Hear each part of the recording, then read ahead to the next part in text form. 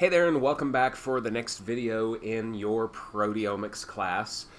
So the topic of this video, since we have already talked about the 20 different amino acids and how they're attached together and basically all the different properties of the different side chains, what we want to devote this video to is a little bit of review of some basic biology that you've probably already had before, hopefully, but if not, this should hopefully be a pretty good review of it. We want to understand how proteins are made in the cell. We already know from our previous video and our previous talk that amino acids are joined together via dehydration synthesis, and we form peptide bonds, and we can make those polypeptides as long as we want. So what we want to talk about is how we accomplish that inside the cell, and that is going to be the topic of this video. So protein synthesis in the cell is going to be obviously very critical to how the cell operates and how the cell maintains its metabolic activities and basically how the cell stays alive. Proteins are really undoubtedly what makes the cell go. It's how the cell gets its work done. So the overall process of making a protein, starting with the DNA blueprints, is what's sometimes called the Central Dogma of molecular biology. It describes how we start with DNA blueprints, how through the process of transcription we turn that DNA into RNA, and then how through the process of translation we take that RNA and we make a protein. So just to quickly summarize how this is going to work, if you look at the cell diagram here, you can obviously see the DNA is stored inside of the cell's nucleus, and that's going to be where it stays forever and ever until the cell dies, and then the DNA is going to get destroyed anyway, but that's not what we're talking about here. So the DNA is here inside the nucleus, so this whole process is going to start by identifying a single gene on the chromosome, meaning the DNA. So there are hundreds, if not thousands, of genes on this chromosome. If we're going to make one particular kind of protein, we are looking for one particular gene. A gene is a segment of DNA that provides the instructions on how to make one protein. That's worth remembering. So once we've identified our gene here on the chromosome, that gene is going to be transcribed into a type of molecule called a messenger RNA. And this is done by an enzyme called RNA polymerase. RNA polymerase scans the DNA and makes a messenger RNA copy of that particular gene. And we'll talk a little bit more about that later. Once the messenger RNA is processed inside the nucleus, so we're going to remove introns or non-coding sequences out of the transcript, the mature messenger RNA is going to be exported out of the nucleus, so we kind of wind it through one of the nuclear pore complexes, and now the messenger RNA is out here in the cytoplasm. So a ribosome, a big macromolecular assembly of protein and ribosomal RNA, is going to bind to the message, and it is going to begin scanning for a start codon on the messenger RNA. So once the ribosome finds that start codon, which marks the beginning of what we call the instructions for making the protein, and we'll talk about this more later, the ribosome is going to start scanning the messenger RNA, and it will start assembling the polypeptide chain by utilizing transfer RNA molecules that are attached to particular amino acids. So each transfer RNA amino acid complex is going to be specific for a codon in the messenger RNA. Now, we're going to talk about this in a little bit more detail here coming up, but the basic idea is that the DNA contains the instructions on, if you're going to build a protein, which amino acids do you use and in which order do you place those amino acids. So all that really separates one protein from another is how many amino acids make up the protein and in what order are those amino acids placed. That's all that separates one protein from another. Okay, so let's look at this same sort of thing in a different way. Let's look at it using pictures, which I think are always fairly effective. So up here on top of this blue dotted line, everything you see here is inside the nucleus. So let's say that this is one of our chromosomes here. We're looking at a piece of DNA from 5' end to 3' end. So this big stretch of DNA, we're going to say for this example, contains 4 different genes. So gene A, gene B, gene C, and gene D. So through the process of transcription, we can make 4 different types of messenger RNA molecules. We'll call them mRNA-A, mRNA-B, mRNA-C, and mRNA-D. We have a different kind of messenger RNA for each particular gene. Each one of these messenger RNA molecules provides the instructions on how to make 4 different proteins. So that was the process of transcription, making those mRNA molecules. So now what we're going to do is we're going to export those mRNA molecules out of the nucleus and into the cytoplasm, where the ribosomes will bind to the messenger RNA, and as they scan throughout the nucleotide sequences and read, okay, this is which amino acid we want to put here, this is which amino acid we want to put here, the ribosome will start assembling the polypeptide by sticking amino acids together. So as the ribosome starts scanning the messenger RNA molecule, you will start building a polypeptide by continually linking amino acids onto the growing polypeptide chain according to what the instructions are in the mRNA sequence. And then once the ribosomes are done here, we should have produced 4 different proteins, which we'll call protein A, which had its instructions encoded in gene A, protein B, which had its instructions encoded in gene B, protein C, and protein D, and so on. Okay, so let's talk a little bit more about the transcription process. Transcription is just the process of rewriting the information on a gene, which is found on a chromosome, into a single short mRNA molecule. So a chromosome is a very, very, very large piece of DNA. A messenger RNA molecule is much, much, much smaller, and it contains only the information from one gene, whereas a chromosome is going to contain at least hundreds, if not maybe thousands, of different genes. So messenger RNAs are more convenient in that regard. So the transcription process is necessary, number one, because the chromosome is so very large and it does contain so many genes. We don't need to transcribe all of those genes all at once. If we identify that there's just one gene that we want to turn into a protein, that's the only messenger RNA that we really need to worry about. So there's no need to deal with the whole chromosome all at once if we can just pick and choose which gene we want to turn on. Okay, number two, the chromosome is so big it can't leave the nucleus anyway, and all the ribosomes that are going to build the protein, they're outside the nucleus. So the analogy that I always like to use is that the DNA is like the blueprints for building a house. Okay, so if you're going to live in a house, you're not going to live in the blueprints, right? So the blueprints only provide the instructions on how to build the house. Just because you have the blueprints doesn't mean you're just magically going to have the house. You need someone to look at the blueprints, read the blueprints, interpret the instructions, figure out, okay, these are the materials that we're going to use to build the house. Are we going to use brick? Are we going to use wood? Or are we going to use stucco here? What kind of insulation are we going to use? What's the square footage? How many stories is it going to be? What kind of roofing material are we going to use? So the blueprints provide instructions on how to build the house and what to build it out of. The same way the DNA, the gene, provides the instructions on how many amino acids is this protein going to be, which amino acids go where, and so on and so forth. But the issue with the DNA blueprints is that they are so very, very big. Imagine that this is just one page in a book that is 5,000 pages long. So you don't really want to pick up that whole book and take it with you to the construction site. No, what you can do instead is you can just make a photocopy of that one page and take that one page with you. It's a lot more convenient, right? So the chromosome is this gigantic conglomeration of blueprints for hundreds, if not thousands, of different proteins. Why take that all with us if we can just make a copy of one of those blueprints, the gene that we actually want to turn into a protein, and take it with us?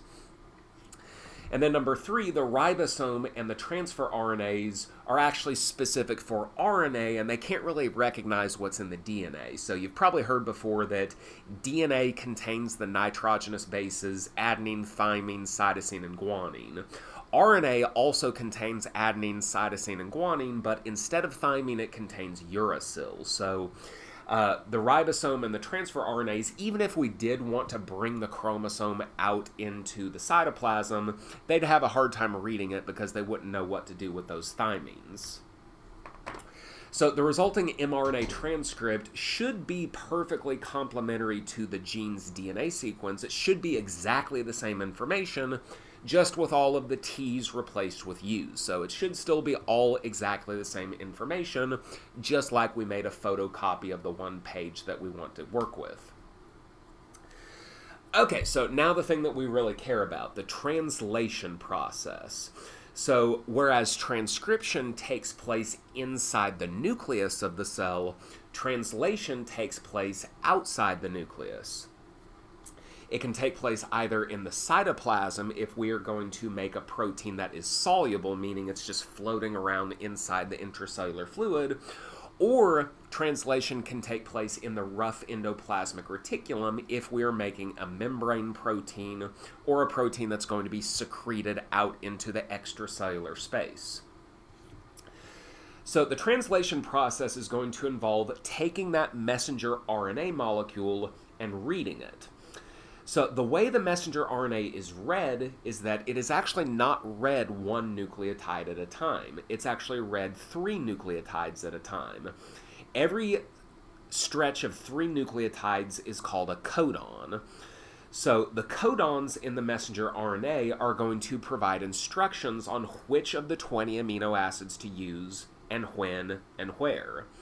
So in doing so, we are going to create a polypeptide, a protein, that has a sequence of amino acids that corresponds to the order in which these different codons were encountered by the ribosome itself. So I mentioned this before, the ribosome is a conglomeration of protein and ribosomal RNA. It's basically just a big macromolecular machine that is going to build our protein for us by reading the instructions that are in the messenger RNA molecule. The ribosome is an enzyme, and you might think that the enzymatic activity is because of the protein in the ribosome, but that is actually not the case. It is actually because of the ribosomal RNA. The ribosome is actually a type of enzyme called a ribozyme, meaning a nucleic acid enzyme. So we will learn throughout the semester that almost all enzymes are proteins, but this is one exception to that rule. So the ribosome's enzymatic activity is because of the ribosomal RNA. So the enzymatic activity of the ribosome here is important because this enzymatic activity is going to be used to form peptide bonds between amino acids. In the previous video, we said that the dehydration reaction that forms peptide bonds is something that you have to have an enzyme for.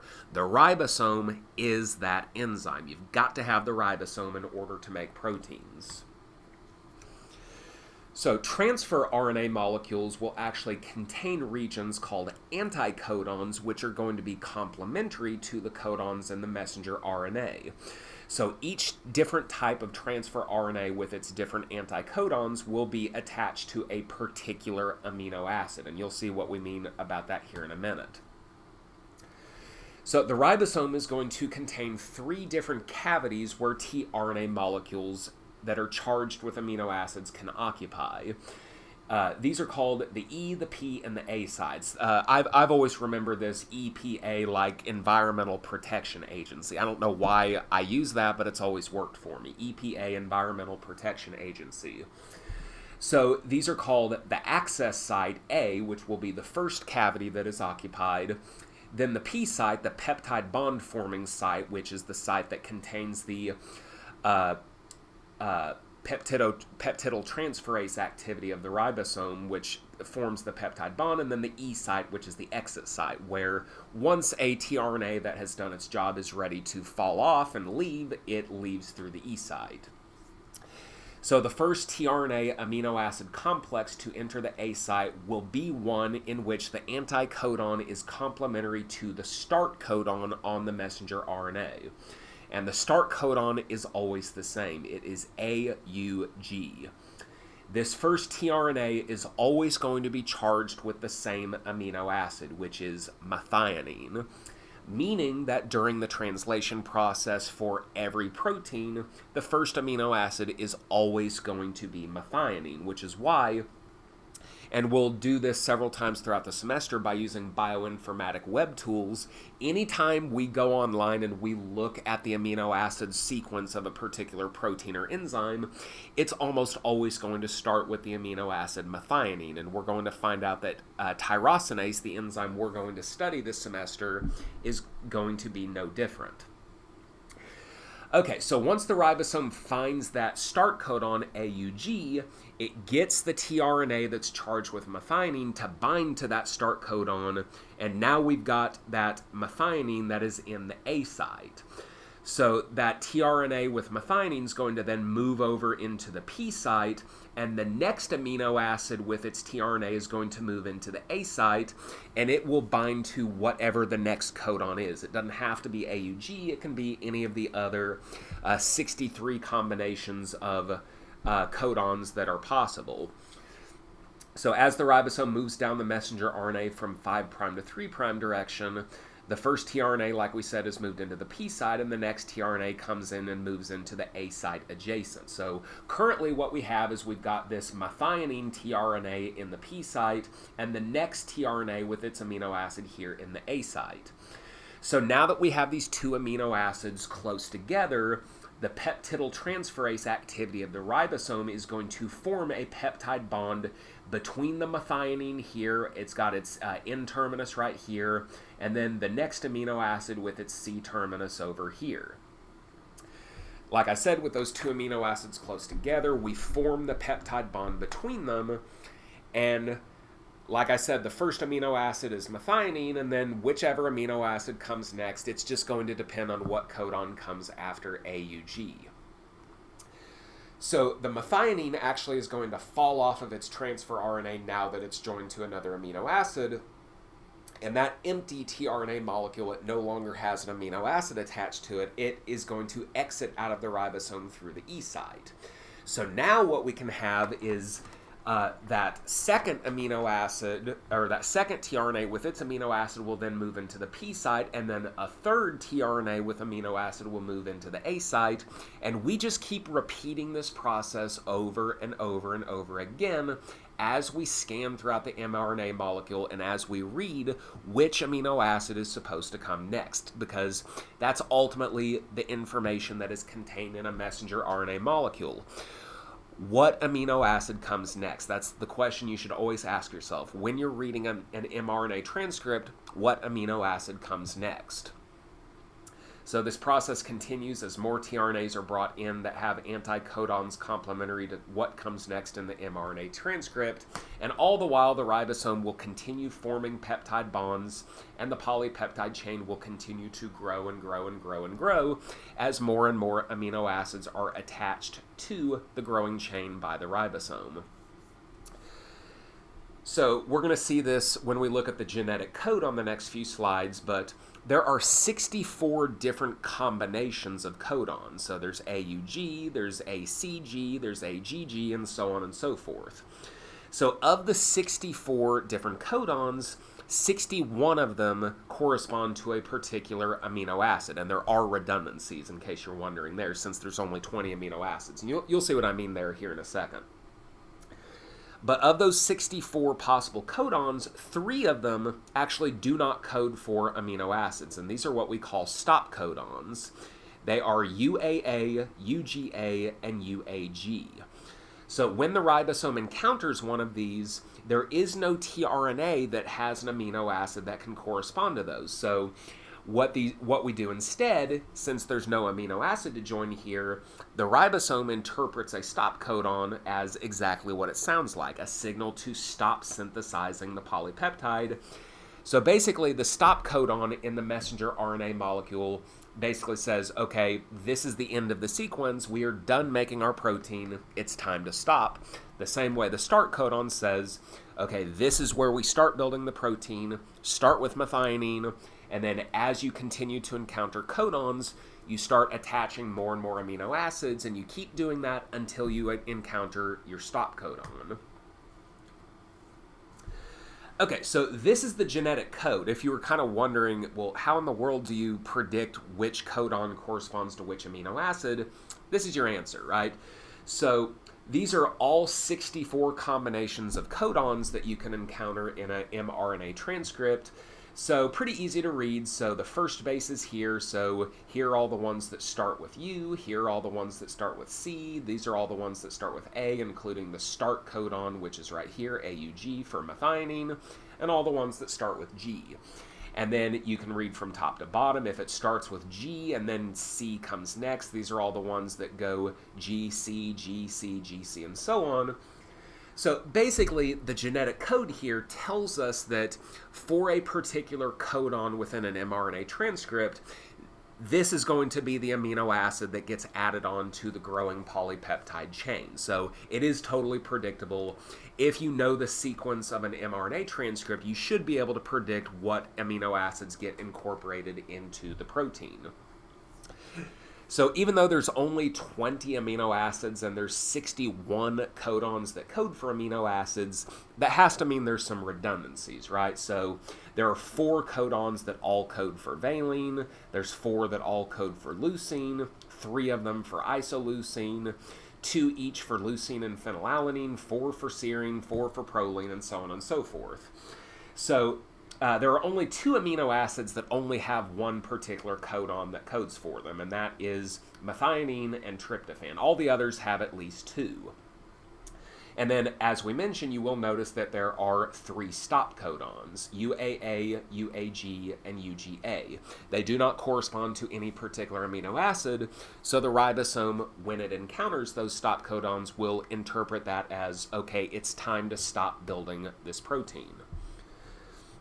So, for example, if we have a messenger RNA transcript that reads from 5' to 3', UAU, AUG, UUU, CCG, GCA, UAG, if we're trying to predict what kind of peptide would be produced here, you have to start with the start codon, AUG. So we would actually ignore that first codon, UAU, even though we can see here that that would usually correspond to the amino acid tyrosine, but we can't start building a protein until we encounter that start codon first.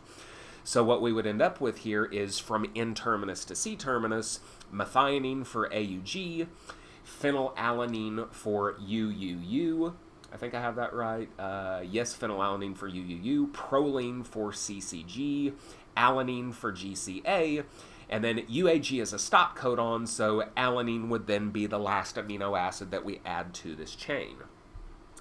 Now, it is worth mentioning that this exercise here is not very realistic because most proteins that are coded by genes in the cell are going to at least be dozens of amino acids long. You're not really going to have any genes that only code for 4 amino acid proteins. That's just not the way it works, but it's a good little exercise for us to go through. So our conclusion here is that the start codon AUG must be encountered by the ribosome before polypeptide synthesis will begin, and polypeptide synthesis will continue until a stop codon is encountered, and then after that, no codons after that will be read. And then the other thing, the other point to make is that if we do a little more practice here, if we look at this mRNA molecule, AUG, CAG, GCU, UUU, AUA, UCC, CGG, AAA, UGG, UGA, you may want to pause the video here and do this on your own to see what kind of amino acid sequence you come up with. So go ahead and pause it now, and then once you have your answer, start the video again.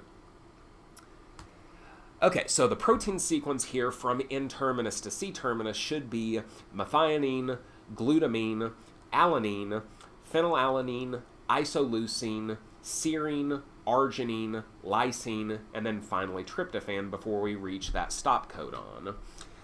The one thing that I do want you to notice here is that proteins are always synthesized in the same direction, so from N-terminus to C-terminus. The N-terminus will belong to the first amino acid incorporated into the protein, in this case methionine, and the C-terminus will belong to the last amino acid inserted chronologically into the polypeptide. All right, so that is going to do it for this review of how proteins are made in the cell. If it's been a little while since you've done this in either Intro to Biotech or in an introductory biology class, I hope you found this helpful. Definitely let me know if you need a little bit more practice with this or if you need to talk to me about this, because understanding how proteins are made in the cell is going to be fundamental to our work throughout the semester. All right, so we will go ahead and stop there for this video, and I will see you next time when we start talking about protein folding.